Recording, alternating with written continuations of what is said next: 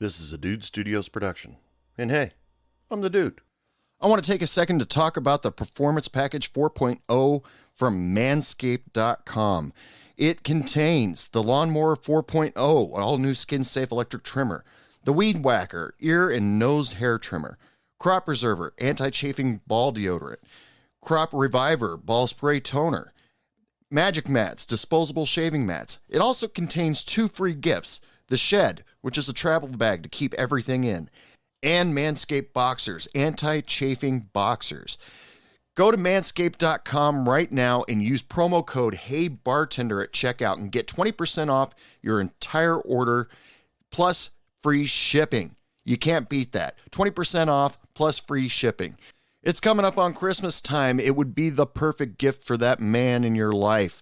Or if you just need it for yourself, just so you can feel a little bit better, a little bit more secure, go to manscaped.com and use promo code HeyBartender to get 20% off plus free shipping. Go there today. Hey, I'm Kaylee. I'm from Salem, Massachusetts, and you're listening to Hey Bartender Podcast.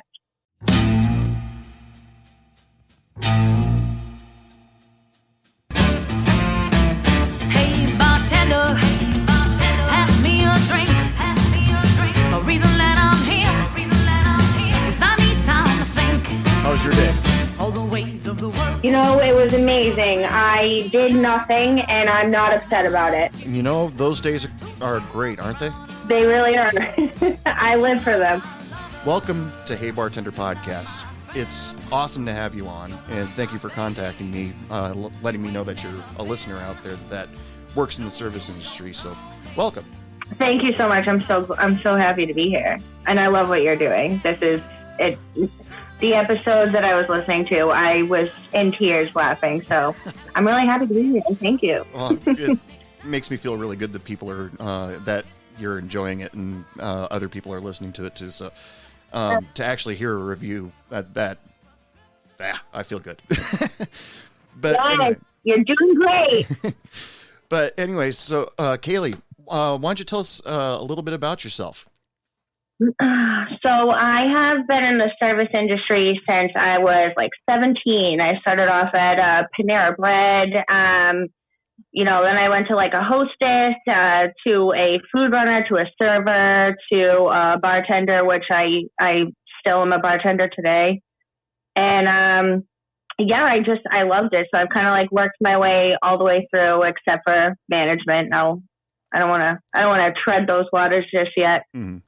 And, I work at Finn's in Salem, Massachusetts. Ooh. Which city? Yes. Yeah. Creepy times.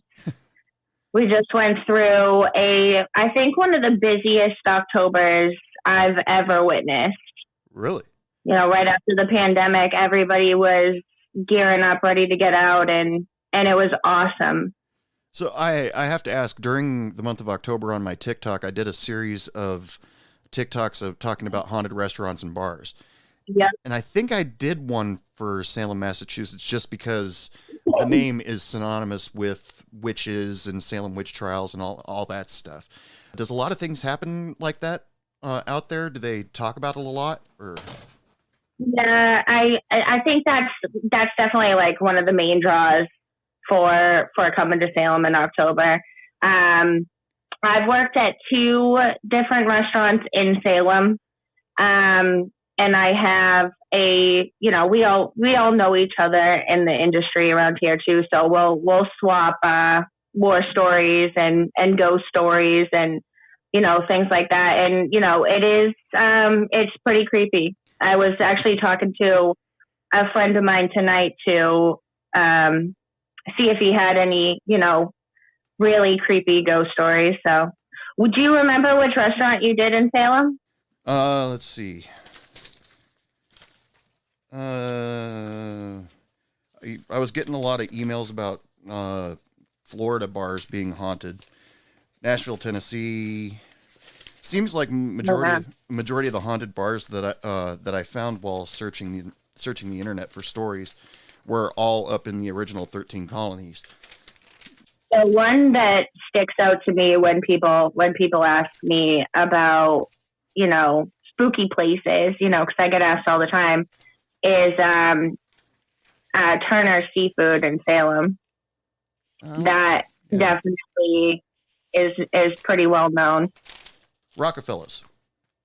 Oh yeah, Rockefeller's is really, really very old too. They've been there for years. Yeah, I said it was built in 1826. Yeah, And I believe it used to be a bank. well, it's from the stuff that I got, it was owned by the Salem First Church. And Oh, okay. they rented out the first floor to businesses to pay the bills and stuff like that. Mm-hmm. Eventually, the building was bought by what people call the Witch Spoon of Salem. They sold silver spoons there. Anyway, but yeah, the ghost of the Blue Lady, she rumored to work at the Witch Spoon of Salem. She was murdered in the tunnels beneath the building. Yeah. Oh yeah. But that's a big topic too. The tunnels underneath the city. Before we get to that, we're almost 10 minutes into this, and I gave you the warning before when we started talking that I wanted you to do a drink special for the show. So, oh yes. So if you wouldn't mind, do you have a drink special for us? I do, actually. I found this drink at a restaurant that no longer exists with us right now, sad face. But they called it a hot blonde, and I kind of tweaked it a little bit.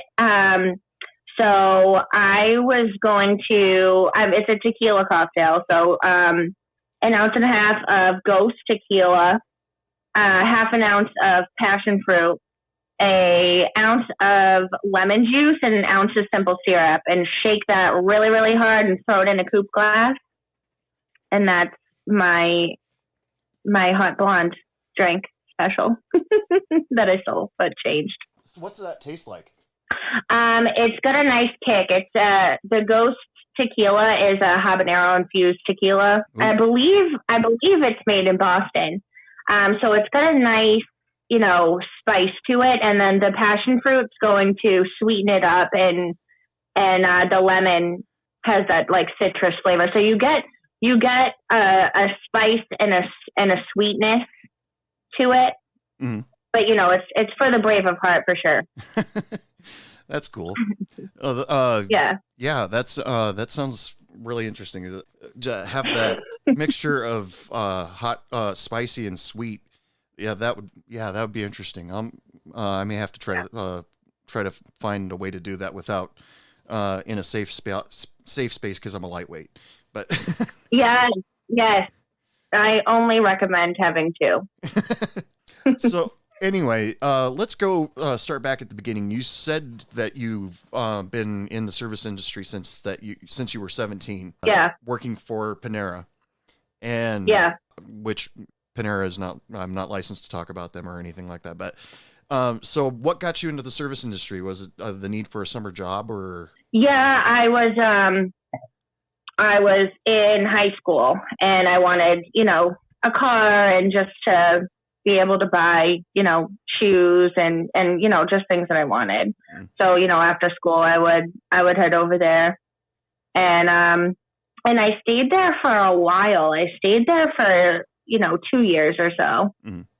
And then, I ended up moving out. I got my own place and, needed some more money, and somebody, had recommended, get into the service industry, get into, restaurants and, when you waitress, you can make, a decent amount of money. So, go do that. So, and then I just, I went to college and I just kind of never left it. So what'd you say? I really enjoyed it. I just did, a couple courses here and there, nothing too crazy. I was really just more focused on traveling. Okay. Yeah. Are you originally from Salem, Massachusetts? Yeah. Born and raised? Cool. Yeah. My grandfather bought a hotel on Winter Island in Salem, and he built it up, and he raised his family there. And my mom actually bought the same house, and so that's where I grew up. Oh, nice. Right on the water. A house with some probably really groovy history along with it. That's really cool. Yes, sir. It was a little creepy at times. Where did you go from there? once you started in college, did you stay? Did you move on to a different restaurant? I ended up not going to college right away. I ended up meeting a boy, and this boy was from England. And so I would go back and forth between England and Boston. Oh, wow. And I did that for a while, yeah. You know, there's part of my brain that thinks that's really, really cool, but the other part of my brain that's that sits, wow, that's a lot of work. It was, oh my God, it was so much fun though. It was really cool. I had a guest on my show some time ago from England, and him and his wife have invited me, come out and visit sometime. And I'm like, I don't have the money to do that. But I did warn them, I will do the American things. Like, I will look for Doctor Who's TARDIS. I will look for 221B Baker Street, try to find Sherlock Holmes' house, do the typical American things. What was that like for you? It was really cool. He would come over here. He was a piano player, so he would do, British gigs and a over piano here. player. That's a double threat, isn't it? Yeah, so it was fun. He would come over here, I'd go over there. After a while, they're brutal. They're like, asking me to park the car and all that fun stuff. But it was fun, just being over there, and I did go to the Sherlock Holmes bar. You did? Those, very touristy thing that I did, yeah. We drank a lot over there. They can hold their liquor. I will give them that. That's on the bucket list for me to do some, if I ever get an opportunity to do some traveling. I mean, real traveling outside of the United States. So yes, you're very lucky. Thank you. So as you went along, did you start out in the restaurant as a waitress or a hostess, or what was the journey to bartender? My God. This is my favorite story. This is how I got my first job. So I was kind of desperate. I had just gotten an apartment and I needed a job like, ASAP. And I heard that this bar was hiring. And so I kind of I waltzed myself in, and I'm talking to the hostess, and, I'm like, oh, I have an interview. And she's like, oh, okay, let me go get him. So she goes and gets the manager, and I can see him, coming down these stairs, and he's like kind of rifling through paperwork, and, he comes and meets me and shakes my hand. Oh, I'm sorry, I must have lost your application, and, sat down with me and he hired me right there and then. So I was a hostess for him. And I absolutely loved him. I still talk to him to this day. He's an absolute peach of a human being. And I think it was about maybe a year in that working there that I told him that I never applied.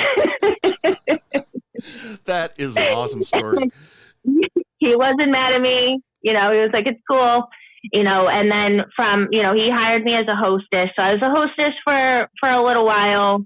I'm one of those people that I really need to be doing something at all times. Like, I can't stand around or sit around, and I'm not that person.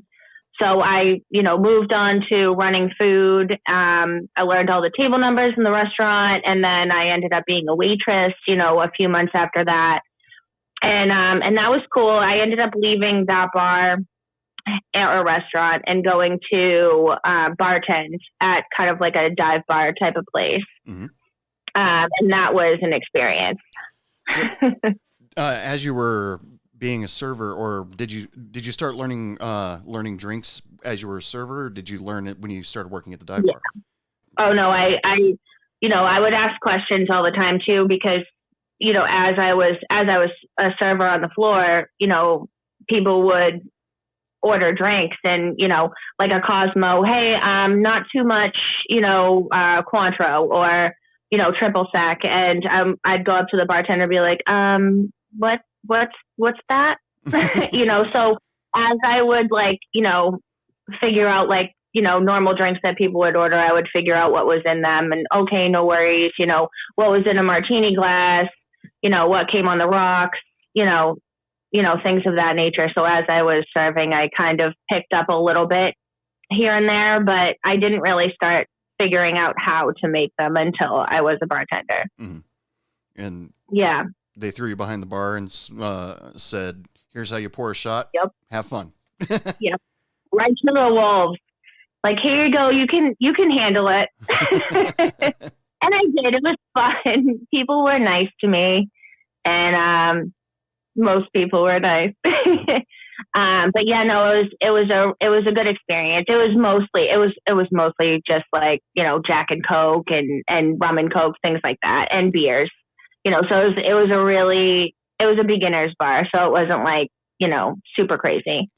Well, dive bars are actually, in most cases, more fun to bartend at because you have a chance to get to know the customers, in my opinion.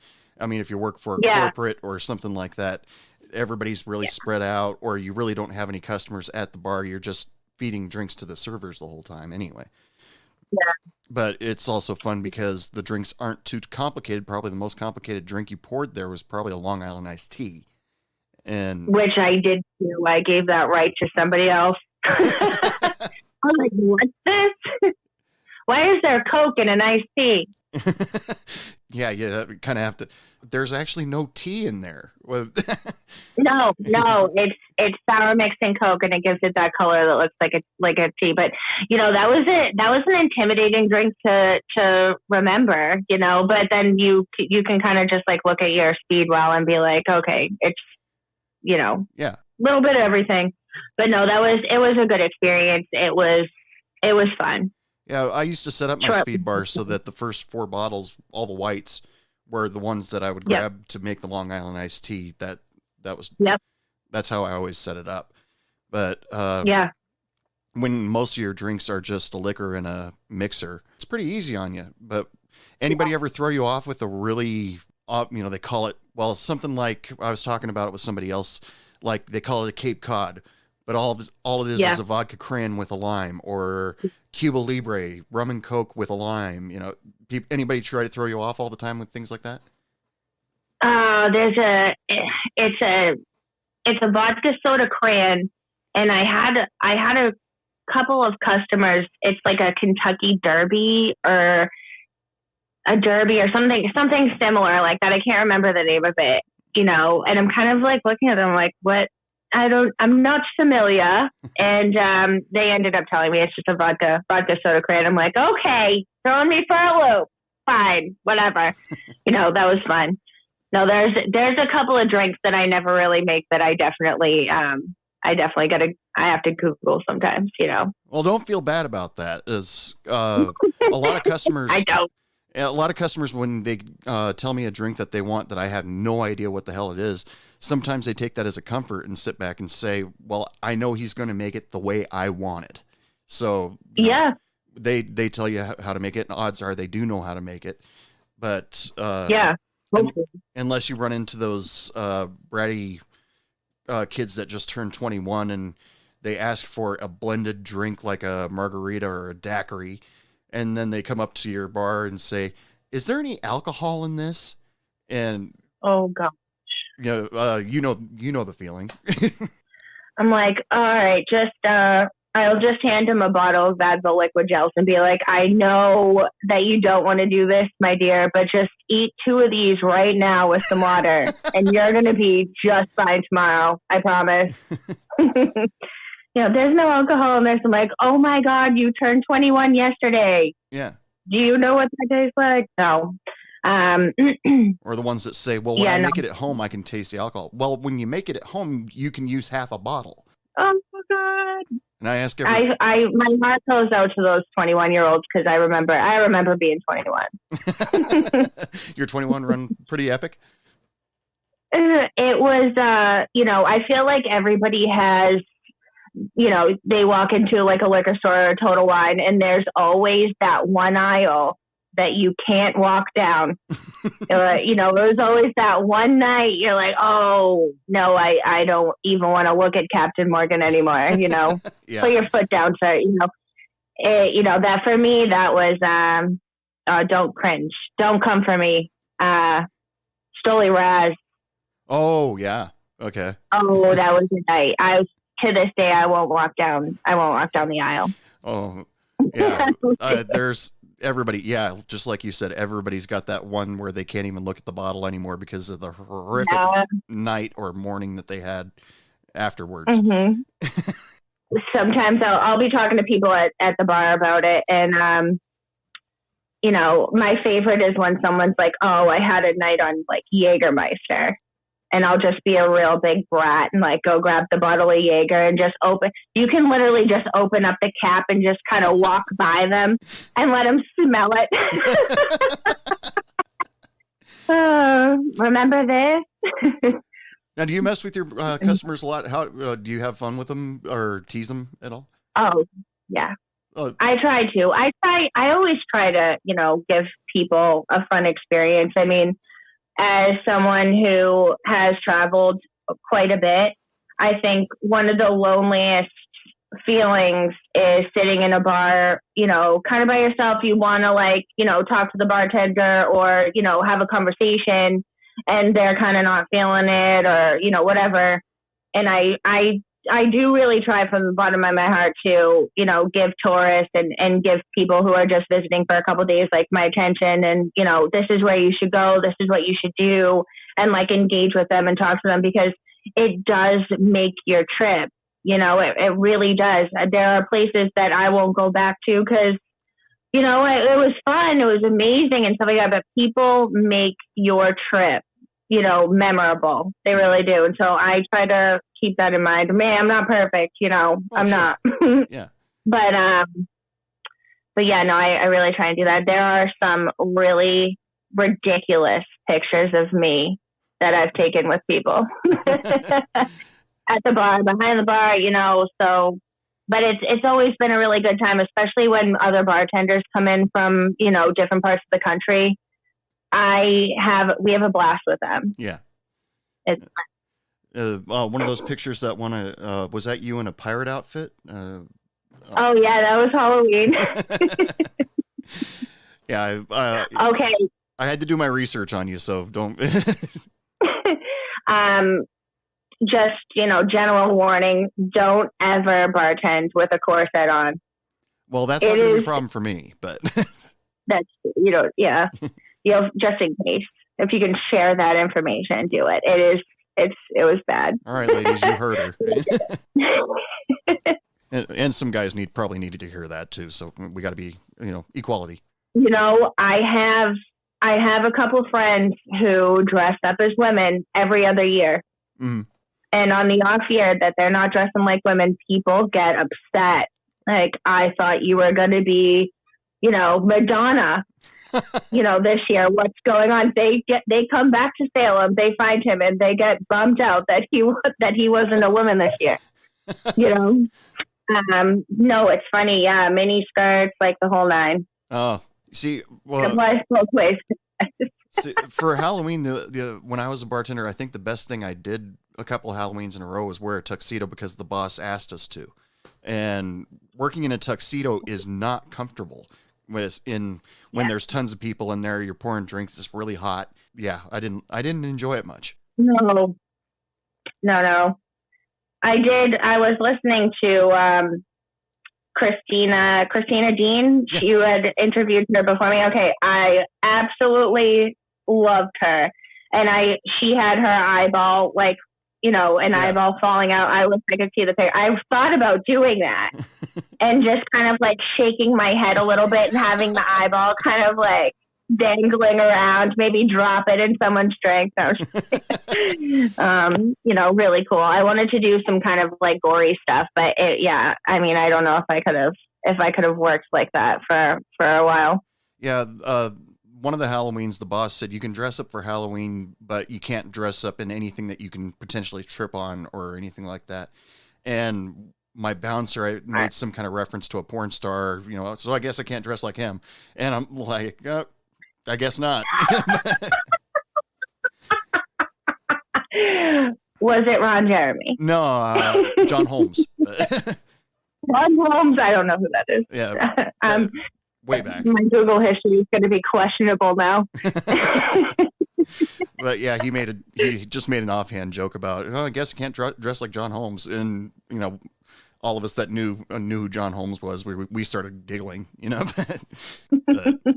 Oh, that's funny.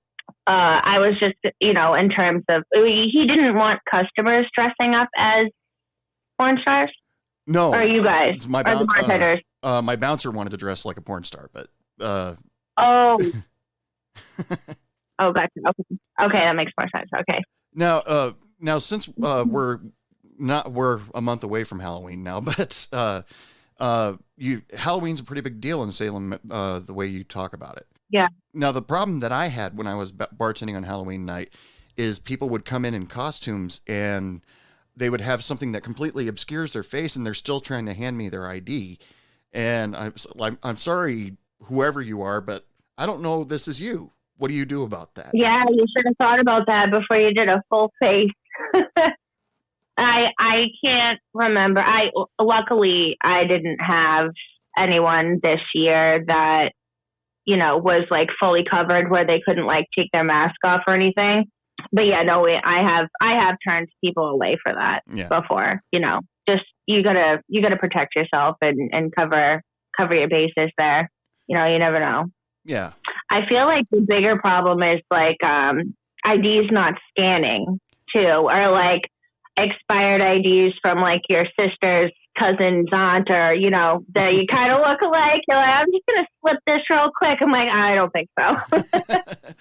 Yeah, I've run into that once or twice. I talk about it in previous podcasts where a girl tried to use her sister's ID, and they did look similar, just a couple years apart.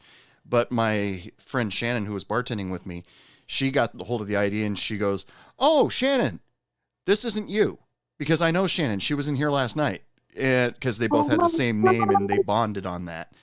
And yes. Shannon, normally where I worked, we were supposed to confiscate the IDs after we proved that they're not who they are. But she told, go tell your sister if she wants her ID back, come back and I'll give it to her. I'm not going to destroy it or anything like that. And, fake IDs. I didn't have ID scanners back then. It was all what we knew. And if you had if the light was good enough to see that there were scratch marks on it or something like that. Yeah. Do you have the new stuff with the cameras and black light and all that stuff? Yeah, they're like these like little laser scanner handheld devices, and they scan the IDs, but they also scan them if they're fake too. There's good fakes going on too, so you can always ask for like a backup, or give them like a show me a debit card or something like that. Massachusetts is super strict too. We get some people from Texas, who come to Mass, and they're like, what do you mean? What do you mean I have to do this? I'm sorry. We're just not as cool as you guys. I don't know what it is. We can't do happy hour yet. We're working on it. Give us a minute, Yeah, but do you have to worry about it when Texas people come up to visit you guys and you're not armed, are you? No, I huge personalities. Love them. Huge personalities. And, I think the thing that comes to mind is, everything's bigger in Texas. I work at a seafood restaurant, so, they'll come in and, get oysters and things like that. And they're like, these are so small. And I'm like, and I had to Google, like Gulf oysters. They're huge. Mm-hmm. Yeah. I'm like, I don't even know if I could eat those ones, like a big, huge, but I don't know, maybe one day I'll get down there and try it. Yeah. Come down to the Gulf and hang out in Corpus Christi with all the spring break kids during March or April or something like that. No, I am too old. Look of fear in your face is awesome. I know. Like, what is this? No. I mean, don't get me wrong. I can probably hang, but still, I don't know if I should. I don't think that guy's filming those videos down there anymore. So, what videos? Are they the ones that I think? Yeah. Hey, you know what? If Snoop Dogg's there, I might shake his hand. Yeah. You can get a contact high at the same time. I don't even smoke weed, but I would get a contact high from Snoop Dogg just to say that I could, that I did. Yeah. Hey, bartender. Mint Mobile has reimagined the wireless shopping experience and made it way easier. There's no stores, no salespeople, no nonsense. Just a huge savings on the nation's largest, most reliable 5G network. With plans as low as $15 a month, you have unlimited talk, unlimited text, and you can find the perfect data plan that suits you. You can even bring your old phone if you're still used to it. Or if you want to get rid of your old phone and upgrade, Mint Mobile has a large selection of phones for you to choose from. Just follow the link for Mint Mobile in the description of this podcast. Check out the plans and the opportunities for you to save some money with your new wireless service. Go to mintmobile.com today. Hey, bartender. People from Texas complain about, what? The size of They're things? not just that, they're like super confused. They're like, this is tiny. But, in Texas, everything's bigger. I'm like, I've heard, sir. Yes. But I've no, heard the it's seafood fine. where you're at is actually pretty amazing. Yeah. And Really, really me not good. being a huge seafood fan, that's big of me to say, but everybody talks about the lobsters from Maine and My God. all good. I can think of in Massachusetts is baked beans right now, but Oh, those are good too. Boston baked beans. yeah. Yes. If you ever come up here, I'll give you some good places to go. I don't know if they're still open. There's a place in Boston called State Street, I believe. And, cause I have a couple of cocktails when I go out. But I think it's called State Street, and they have some of the best baked beans homemade that I've had.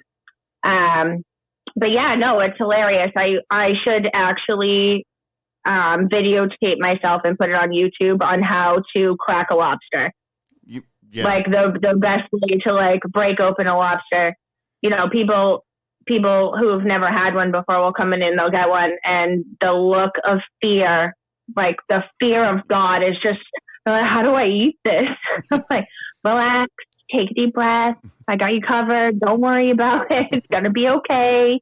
I'm like, put this cape on because you're gonna want to shower after this one. Like it's gonna get gross. But they do it, and I tell them, like, I'm so proud of you that you did this. Give them a high five and send them on their way. Now, But they'll love it.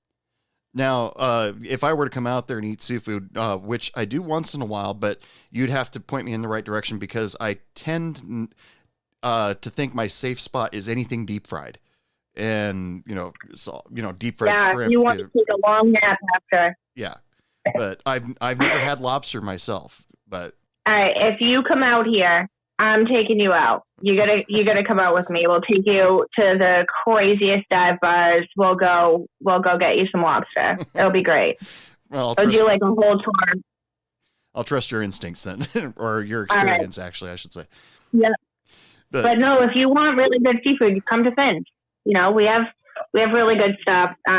You can't really go wrong. If you do like a little bit of research and like look at, online forums and stuff of like what you want, you'll be able to find it for sure. Yeah. So when you're behind the bar, now I've told many people, it's been a long story for me that, my customers used to think that I was very introverted, which I am. They try to talk to me about sports, and I don't know shit about sports at all. Nothing. And my friend that worked behind the bar with me, she would always be like, "Oh, you're just talking to him about the wrong subject. Ask him about the Beatles, and he won't shut up." And I warn people all the time, if you ask me about the Beatles, you're about to go into at least a half-hour lecture. Are you sure you want to ask me that question?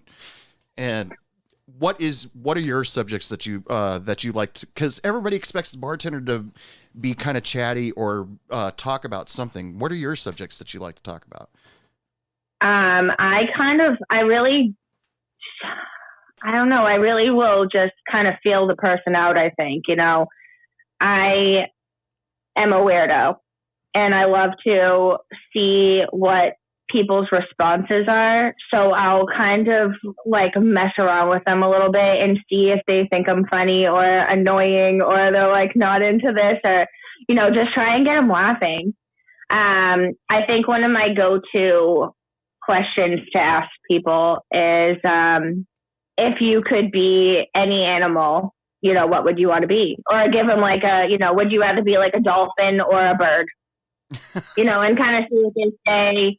And then I try to like, what I feel like a lot of the times what ends up happening is that we'll come up with like, you know, $1 million ideas. I know this just took like a total like left turn, but you know, we'll come up with $1 million ideas. And that's kind of how I remember people too.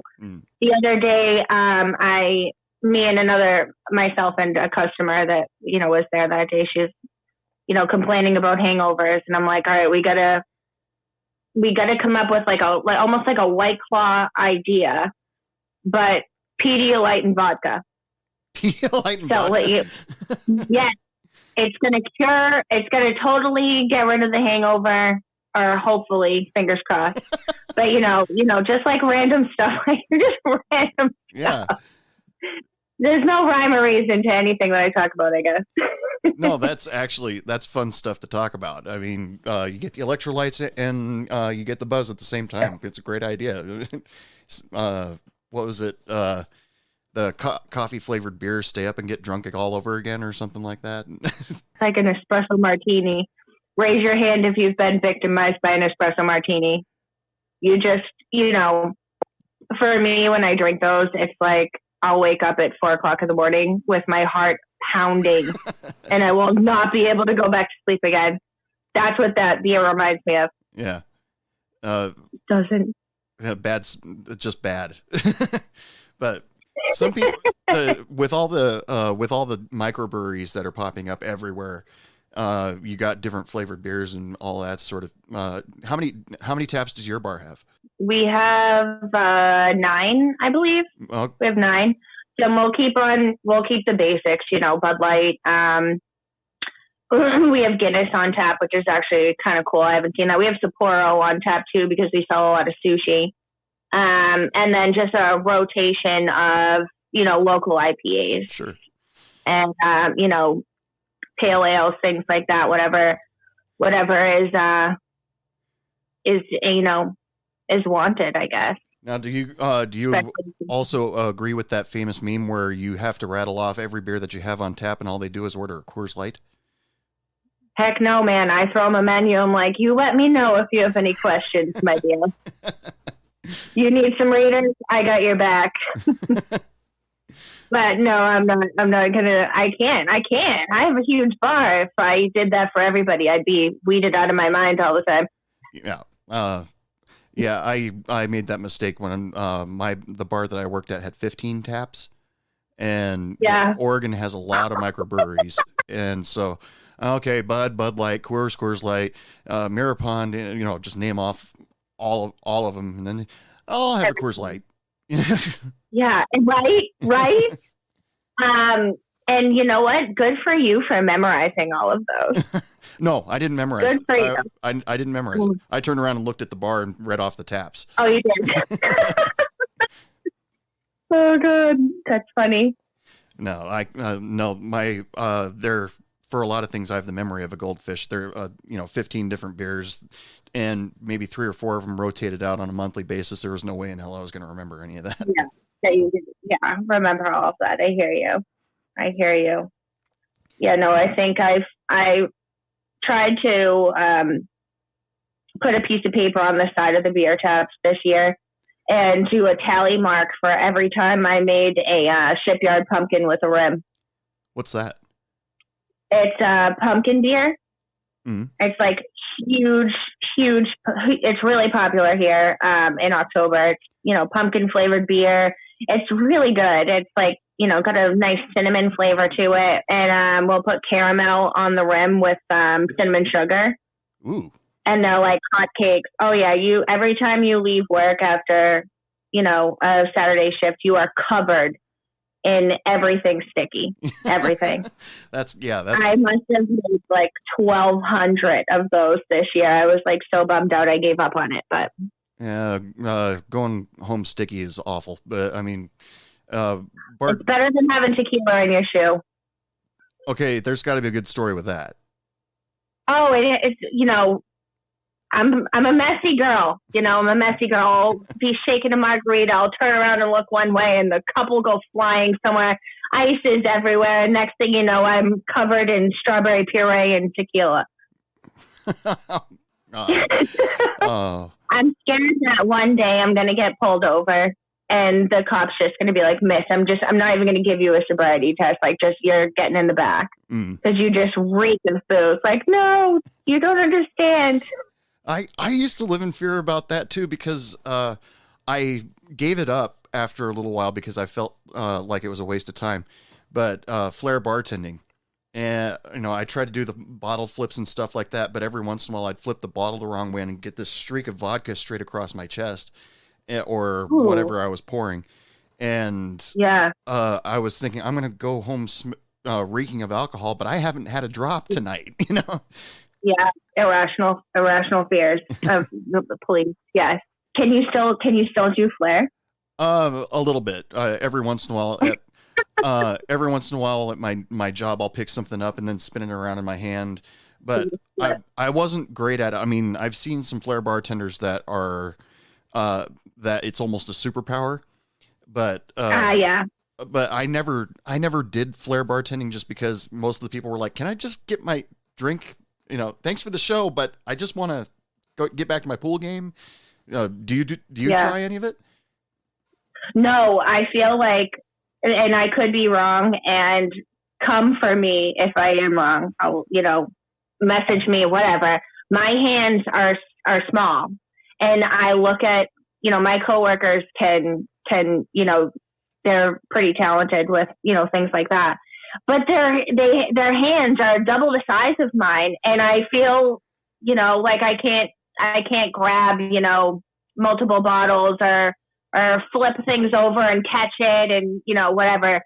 I also would make a giant mess, and I haven't practiced enough to do any of that. So I really just like shock value. I like to light things on fire. Oh, they let you do that in your bar. Yeah. Oh, no. I'm not sure. We're going to find out. I mean, I've done it a couple of times. It was great. They loved it.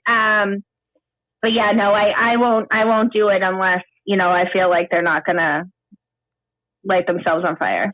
See, I didn't do many fire drinks, but there was a couple times where I thought I was going to give up doing fire drinks because when I was making a Spanish coffee, I let it go for too long and the glass would explode. And so I was like, maybe I should stop doing this because now I have to empty out the ice bin and clean it and then refill it. No.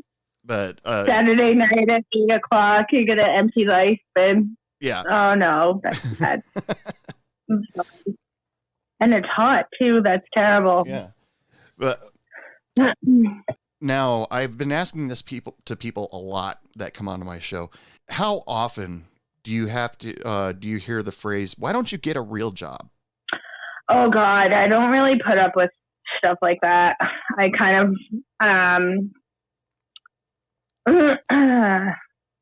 well, it just seems. I have a real. I'm sorry. I said I have a real job, and I enjoy it very much. And anybody that disagrees, just they don't understand, and that's not my problem. Well, it's it like you and I were talking about earlier. I mean, people use the service industry as a stepping stone towards a career, another career, a passion, But there are people that just actually enjoy it. I mean, they enjoy the interaction between all the people, pouring the drinks, serving the tables, but there's always that one. There's always that one proverbial Karen that will. I apologize if that was a bad word. No, I love it. Say it again. Say it again. The proverbial Karen that looks at you and goes, "Why don't you get a real job?" Or You know, and you're sitting there thinking, well, what's a job? I mean, you do a service, you get paid. I'm doing a service, I'm going to get paid for this. Maybe not by you, but right. I mean, you could always just like, I don't know. There's been times where, you know, I've just lied and been like, oh, you know, I'm working my way through college or, you know, whatever, and just try and like pull on her heartstrings a little bit and get her to stop being evil or, you know, whatever, you know, kind of leave me alone, give me a break type of thing. But you know, it comes with the territory. Yeah. It's just the way people look down on the service industry. It really starting to, well, it always annoyed me. And they're just, why don't you get a real job? Or, you know, even from my family. And until one day my father and I sat down and had a conversation, then I told him how much money I was actually making behind the bar, and his jaw dropped, and he's, you actually made that much? And I said, yeah, and you encouraged me to quit. Yeah.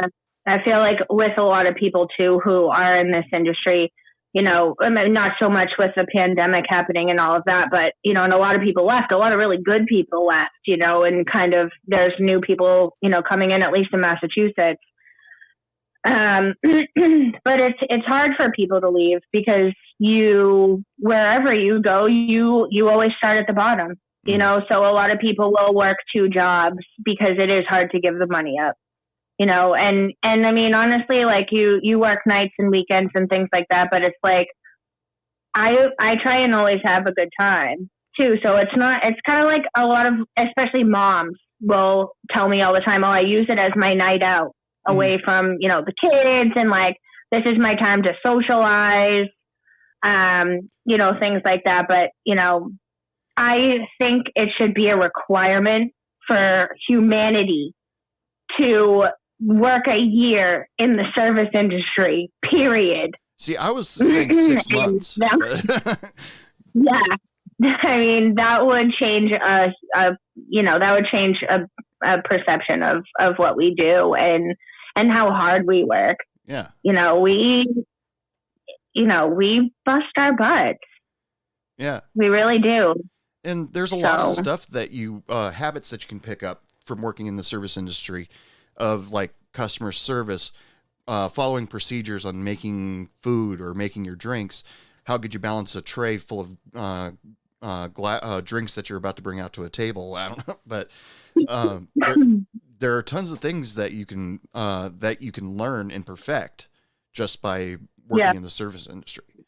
I mean, and a lot of people, a lot of places want, you know, that customer service experience because, you know, they know, you know, that you've done it before, and it's almost, it's invaluable, you know, to be able to deal with people. You know, I'm not saying like we have, you know, the hardest job ever, but, you know, flight attendants and things like that, you know, it's important. Yeah. And my God, my heart goes out to them. Yeah, especially when they're at 30,000 feet and stuck with that person until the plane reaches the destination. Yeah. I was reading a news article the other day. Somebody punched a flight attendant in the face because they didn't want to put their mask on. Oh. And I was like, oh my goodness, that's terrifying. Yeah. So, you know, I would rather deal with somebody being like, why don't you get a real job, than being punched in the face for trying to do mine. Yeah. You ever run into problems like that when you were bartending? Because I had a couple times where guys were trying to pick a fight with me, and I wasn't implying that they were offering me a blowjob or anything. They, you know, they're ready to throw down, but they're ready to throw a punch at me or something like that. Do you run into that at all? I do. I have, definitely. I'm 5'2", and you know, I'm not afraid to hop over the bar and, you know, break up a fight. I've done it a million times. But I do, when I first start out at a restaurant, there's a couple of things that I do. And one of those things is to pick out the biggest men in the place and be like, hey, start a conversation with them, get to know them, things like that, and find out who you can trust when, stuff like that goes down. Who are you going to call, hey, get over here. I need help, get them out of here, whatever, and just kind of like try and break it up that way, or just try and handle it like in a funny sense too. Like, hey, maybe you've had a little bit too much tonight, come back tomorrow and we'll talk about it, and just try and like cut it off like that without like starting a fight. That's like one of my biggest number ones, is to not try and let it escalate. Right. I've always found, based on my experience, I've always found that women can diffuse a fight faster than a guy can, because I found out that me jumping in the middle of two guys fighting, all of a sudden I become a contender. And yeah, I've seen that. I've seen that too with me. But my good friends Barb or Shannon, they jump out into the middle of the fight, and then all of a sudden the guys stop and realize, I just messed up hard. Yeah. I mean, it's definitely scary for anybody, but you're putting yourself in between two people and you might get hurt. It's definitely a scary thing. But yeah, no, I've done that too, where I've put myself in situations where, I've told men to kind of, like my coworkers, hey, back off, like I got this. You know what I mean? Like, he's responding better to me than he is to you. Let me try and handle it. Yeah. And it's worked out. Some people get a little macho-y and want to, throw down, but they're looking at me like I'm not a threat. So it's a little bit, easier, I guess. Yeah. The only time where I wasn't cool with my coworker going out was my friend, my waitress Hattie. She was about 7 months pregnant at the time, and I started sniffing something in the air, going, "Something's about to happen. If something starts to happen, you stay behind the bar. Do not move." And yeah, but like you said, I made friends with the Harley Davidson riders, and yeah, hell yeah. Bikers are the best. Yeah, I'm convinced that if I ever got into too much trouble, all I had to do was turn around and go, "Pat, kill," and he would have done it. Every biker I've had in my bar, like any kind of club, like affiliated type of people, they have always been amazing and super respectful and just really, really good people. Like if you work at a bar where they, come in and they take care of you, they'll definitely be, a scary thing to look at for somebody who's trying to start a fight. All right. Now on your Instagram page, I noticed it said that you're a beverage consultant. Is that a clever title for yourself? Yes. Yeah, it is. No, I wouldn't refer to myself as like a mixologist or anything remotely close to that. Mm-hmm. I just thought it was like a funny way to be like, hey, I work at a bar. What's up? Mm-hmm. I've never been a fan of the title of mixologist. I always like, where if somebody were to ask me, are you a mixologist? No, I'm a fucking bartender. Yeah, it can be a little pretentious for sure. Definitely. Now, not to throw shade on anybody who, not disrespecting people that do call them mixologists or call themselves mixologists, right. But right. I'm not on that level. Yeah, the people that graduate from bartending schools, that all of a sudden I'm a mixologist. No, you're a bartender. But no, I'm not talking shit about them either, because I went to bartending school. And did you? Yeah, but I always walk onto my job, like every job that I've ever gone into with training. For like the first month, I try to be as open-minded, almost borderline act like an idiot, just so I can get a feel for what happens there, how it's done there, instead of walking on there, well, I've done this for years and it should be done this way. No, it's in any job in this world, it's never the case. Yeah, come in and be humble and see what you're dealing with before you're, I'm the best. I get that. Yeah. It's like what I do when I walk into, if I start a new job, I walk into the kitchen, I'll meet the chef, I'll shake their hand, and I'll be like, I want you to let me know what your pet peeves are, so I can never do that. This is the last thing I ever want to do is piss off the chef, Yeah. So that's funny, walking into a place and like, try and be humble and see what you're dealing with. It's definitely something that not a lot of people have done. No. And, because a lot of these people that graduate from vocational schools, let's say, they almost have a little bit of a chip on their shoulder, and they kind of forget that they're still brand new. They may be book smart, but there's the atmosphere that you have to contend with, the personalities you have to contend with.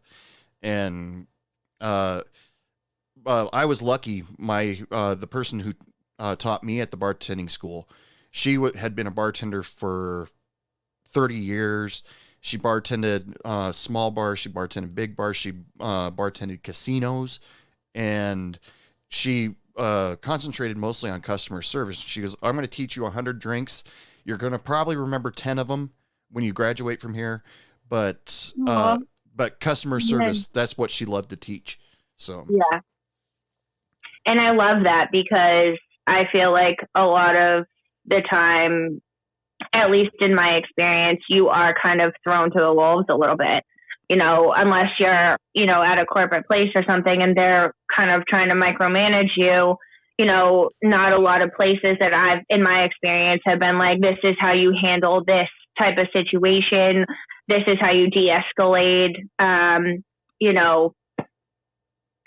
fight. I think I've worked at one bar. It was kind of a club. And they did have us go through a training with the state police on how to like de-escalate a crowd and things like that. Wow. But that was, I've worked at like, maybe like 10 or 12 places. And that was the only place that did that for us, which is kind of cool. And please don't ask me questions because I can't remember any of it. Well, there are ways to de-escalate fights, but it also depends on the person that you're dealing with. I mean, and especially nowadays with people saying, "You touch me, I'll sue," and they've already tried to punch you twice, but it's too difficult in this day and age to try to figure out how to de-escalate things. I mean, what's your favorite method? Just do you raise your voice, or do you grab a pool cue and start swinging it like a samurai sword? Or no, I mean, I would in my spare time. I probably would do that because I can't play pool. So, but no, I feel like when people get mad, they start yelling, and I feel like the calmer that you are and the lower that your voice is, they'll try and match you. You know what I mean? So if you're really calm, cool, collected, no one's screaming behind you or being like, get out, you know what I mean? The calmer that you are, the more that they're going to match your tone. And they're going to be like, okay, I'm going to be more apt to listen to you now because now I'm not screaming. You know what I mean? So I definitely try that first. And if my patience runs out, because it does, then I just go and grab the biggest dude I can and be like, all right, time to hit the door, bud. See you never. Bye. But yeah,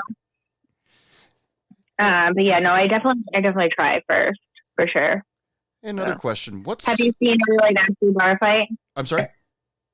Have you seen a really nasty bar fight? I've, the worst that I can think of two guys, were, starting a fight in front of me. This was my first bar fight when I first started bartending, and two guys were starting to fight, but I thought I was being chivalrous by grabbing, because my coworker Shannon, she was about to jump out there and stop it, but I grabbed her by the shoulders and threw her behind me and then pulled them apart.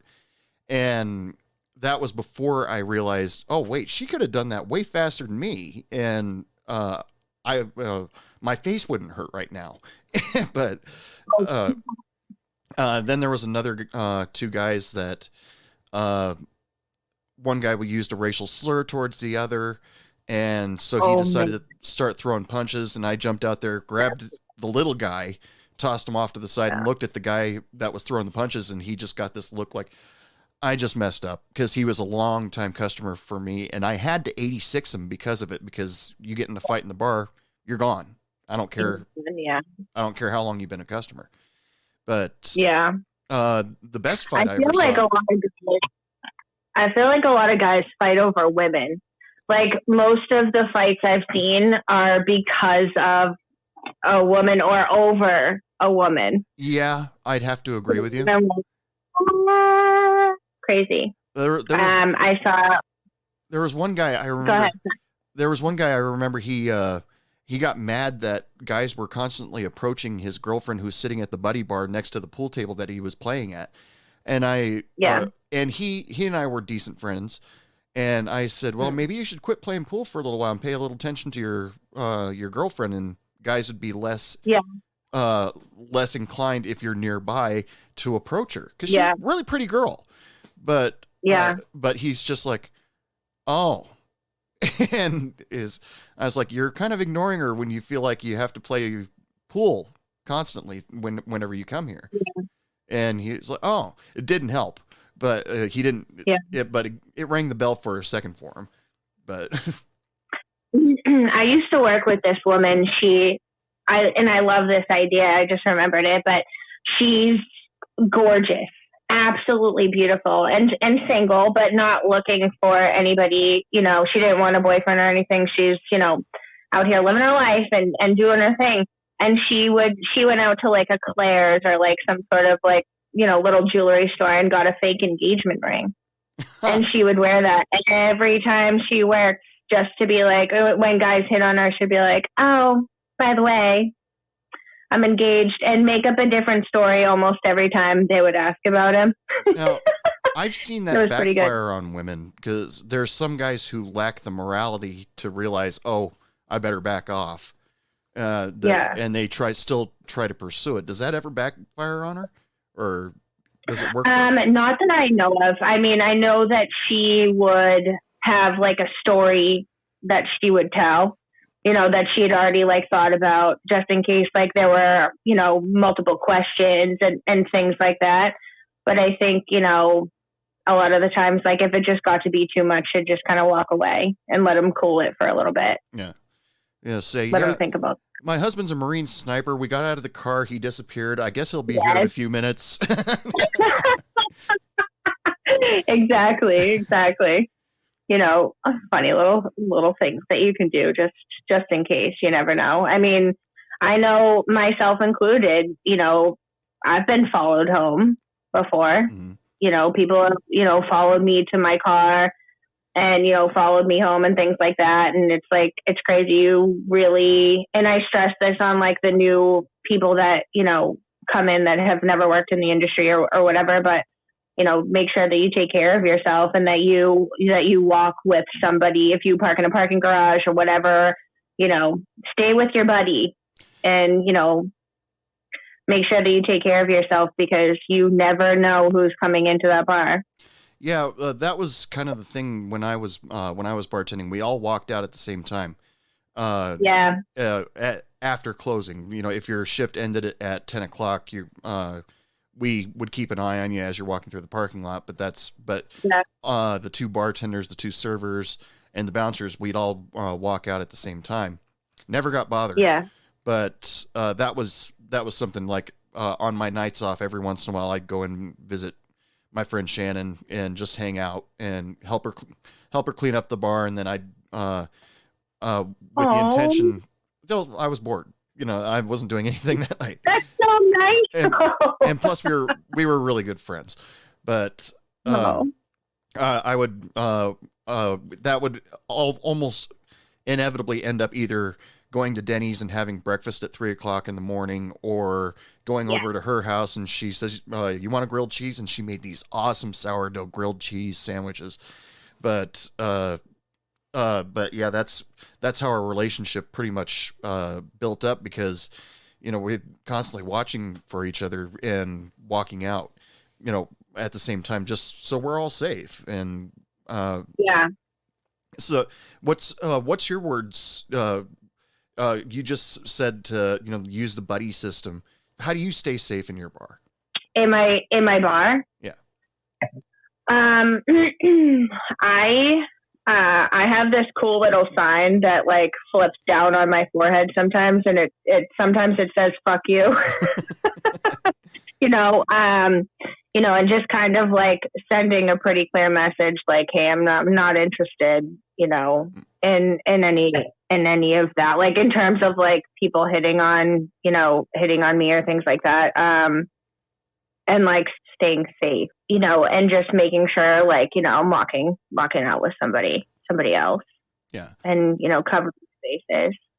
Yeah. That's another thing that females have, at least I've noticed females have to deal with. Cause I, asked my friend Shannon, she'd tell you, if you were, and you'd have to hit Anthony over the head with a 2x4 in order to get him to realize you're hitting on him. But, like I said, she's a good friend. She can say things like that about me. But I love that. dealing with people hitting on you, because every customer, it could be any customer feels like they got a shot with the bartender, especially as the night goes on, as they keep drinking, and letting them down constantly that's got to be tough. Well, I mean, it's like, that's kind of like your power too. You know what I mean? There's two sides to that too. Like you can kind of play it off and make it a game. Every time I read this one from this other bartender, it was like an online forum or something like that. And she was like, playing a game with her regular who was hitting on her. And she's like, every time you leave me a really good tip, I'll give you another digit to my phone number. And just like turning into a game and like, playing it off like fun and stuff like that, which I thought was really cute and funny. But yeah, now there was one customer I had who fell in love with one of my waitresses. And he came over to me. I like her so much, and I've asked her out, and she said no. What do I do? And I looked him right in the eye, and I said, "You ever try to ask her out sober?" Because he was always drunk off. Oh my God! And he's like, "What? Really?" And I said, "Yeah, sober up. Ask her out. Not tonight. Consider tonight a loss, but sober up." And then ask her out, and maybe she'll give you a shot. He got one date out of it. That's it. And you just hooked him up. Yeah, well, you gave him that idea. Smart man. I love that. Well, that's really good. It's also had to do with paying attention to what they were saying behind the restaurant. Going, this guy keeps hitting on me, and he is so drunk right now. And but I was just, he's a nice enough guy. He means well. She won't get near him because he's drunk off his ass. I try to have I try to do 3 rules for myself. Try to? Like touchy. Yeah, I do. I have 3 rules. I'm sorry. No, I love it. I have 3 rules. No politics, or if you do talk about politics, like you have to turn it into, something funny, or, not let it get too crazy. Don't date your customers. And don't date your coworkers. It's tough. And that works for a long time. I know what you're talking about dating coworkers, because your family, you're around each other constantly. You develop feelings for each other. I've dated my coworker before, and it was the initial starting the date was great. The customers actually looked forward to seeing us work together because we worked really well together. But the breakup, that sucks. Yeah, I know. And you kind of like, I feel like, a lot of people that I've talked to that have dated their coworkers, I'm like, did you think about what that was going to be like if you guys did a workout or whatever? And that's a hairy subject. It's a thing to crawl into. It's, it can be a little intimidating for sure. Mm. You know, you got to really make sure, like, you know, the person that you're talking to is like super mature and respectable and is going to respect you no matter what, you know, and just try not to, you know, just be like good people to each other, you know? Sure. Yeah. And sometimes after the breakup, some days can be harder than others, but you just got to know that inevitably it's going to end up in heartbreak in one way or another. And you've got to be able to deal with that because one of them is going to start dating eventually. And jealousy sucks. Yeah, it does. Yeah, it's crazy. I know, we're all human. Yeah, it's those are my 3 rules. I try and keep those you know, up to date as much as possible, because, you know, especially with, you know, the pandemic going on and everybody has something to say about, you know, the president and masks and, you know, and all of that. And it was wild. Like, people could come into my restaurant and the workers had to wear masks, but they didn't have to once they sat down. But it was like a really triggering experience for some people. It was kind of wild. Like, people would see us with masks on and get upset. Yeah. Oh my God, they make you wear those, da da da. And it's like, oh, here we go again. And they'd get really, really upset. And I'm so glad we don't have to wear those anymore, because my pimples were out of control. I've heard many people say it that. Was so bad. It was so bad. I was like, you know, once they, you know, ended the mandate and all of that, I was like, who's coming with me to get a facial, because we deserve this right now. You have to clear this up. Whatever's happening on my face right now, like, is wild. You know, so glad that that's over. I'm going to knock on wood right now, because I feel like winter's coming and they might do it again to us. So there we go. That's 2 of the cardinal rules of bartending is never talk about religion or politics. Sex comes in there every once in a while, but religion and politics are the big 2 that you do not talk about. And since COVID's on everybody's mind, it's really hard, I'm sure, for customers to keep their mouth shut. Yeah, or you know, when I think a lot of people don't realize that we talk to so many people every day, and so it's just like this constant loop of the same conversation over and over again, and it can really, you know, kind of wear you down a little bit there. And to some customers, you tell them that I wear this to keep you safe, and other customers, you tell them I wear this so you can't tell I'm making faces at you, right? Oh yeah, that's true too. I know that was one of the things that I missed about it. Is, you know, you'd get like a little tough customer or whatever, and you could always kind of walk by your other coworker and be like, "Hey, careful of that one," you know, and like nobody knew what you were saying. I do miss those things. Hey, we're coming up close to the end of the show, but there's another thing that I wanted to ask you about. What's this plant enthusiast? Oh yeah, that was a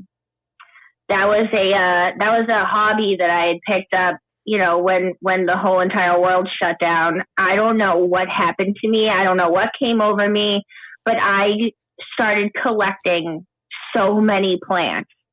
I found these like nurseries in Indonesia, for crying out loud. And I was like, yeah, it was bad. Crazy. And I was like buying all these plants and like these house plants, like tropical house plants and stuff. And this is how bored I was. Okay. I'm like living alone. It's, you know, gross, like, you know, April, March, you know, it's raining here all the time. It's cold. It's gross. I had the heat up. I had, you know, humidifiers going all the time. My apartment looked like a tropical jungle. It was amazing. I was like, I don't need to go to Florida. I'm good. I'm chilling. I'm at the beach in my own mind. You know, like I turned my whole house into a forest. It was really crazy. So, yeah. Did the plant survive? Yeah, it was pretty cool. Okay, no. I lost like be fair too, my once everything had lifted again, my landlord had like sold the 2-family that I was living in, and then I moved in with a friend, and that didn't end up working out, and so I ended up moving again. I moved so many times in 2020 and 2021. I must have packed up my stuff like 8 or 9 times. And you had enough to deal with, and you have to move around too? Yeah, it was pretty intense. That was a stressful period, and in the process of moving, we had some casualties. Have a moment of silence. They've moved on. They've moved on. My dog and my fish survived, so that's all right. That's all right for me. Yeah. Yeah. That's cool. Well, anyway, we're coming up towards the end of the show. Thank you so much for taking the time out to be on Hey Bartender Podcast, and thank you for listening to Hey Bartender Podcast, most importantly. It's great to have people that listen to the show be guests on the show. In case people want to find out more about you, want to go to visit you at your bar, how would they do that? All right, so I'm at Finn's in Salem. We're right on the wharf in Salem. It's a beautiful spot right on the water. Come in the summertime, come in October. There is so much to do. It is an awesome, awesome place to visit. It really is. And you can follow me on my Instagram account at it's Caylea. So Crazy Caylea. Crazy. Okay, that's CRAYLEA. Yeah. Okay, that's where that came from, because I was trying to. Yeah. That's my nickname. That's cool. Well, anyway, thank you so much once again. Thank you again. I appreciate it. And with that, it is last call, people. Last call for alcohol. Come on up to the bar, because I'm wearing gray sweatpants and I don't want you to see it. Special thanks to Caylea Madden for being on the show. It was a blast having you on here. Remember, if you want to go check out more of her stuff, go to @Caylea, CRAYLEA on Instagram, and go visit her in Salem, Massachusetts. There's probably a lot of stuff to go see there, but she sounds like she's a pretty awesome person. I talked to her for the last hour. She is awesome. So go visit her sometime. Big thanks to Laura Hope and the Arctones for giving me my theme song for my podcast. You guys are awesome. If you want to go check out more about Laura Hope and the Arctones, all of their music is available on Apple Music and Spotify. Also, people, if you want to be a guest on Hey Bartender Podcast, all you have to do is email me, dude@heybartenderpodcast.com, or follow me on any of the social medias, Facebook, Instagram, TikTok. All of them, my username is @HeyBartenderPodcast. DM me on any of those, and I'd love to talk to you. I'd love to have you on the show. I've gotten to meet so many cool people doing this show, and I'd like to add you as one of them. Remember to visit www.heybartenderpodcast.com, where you can go listen to past episodes, and you can check out some Hey Bartender Podcast merch. I got some t-shirts, challenge coins, stickers. Go check it out. Buy a t-shirt. Help me with my Christmas shopping this year, please. Yes, I am begging you to buy stuff off my merch site. But you can be one of those people that says, I'm a big fan of Hey Bartender Podcast, and I've been listening to them for years. Then probably people would probably say, Hey Bartender what? But neither here nor there. Remember, people, to always be safe out there. Make sure your customers are safe, because you want them to come back and visit you as often as possible, even the annoying ones. And be safe yourself when it comes to walking out to your car by yourself. Have a partner with you. And if you have a drink or two after your shift, because some of us get off shift before the bar closes, make sure you drink responsibly. And if you drink too much, take some kind of public transit home, whether it's ride sharing or get a friend to pick you up. And that's it for Hey Bartender Podcast. And as usual, people, thank you so much for listening, and I wish you all lots of love, lots of sex, lots of happiness. And remember, don't take any shit from anyone. Good night. What do you mean it's last call? I just got here.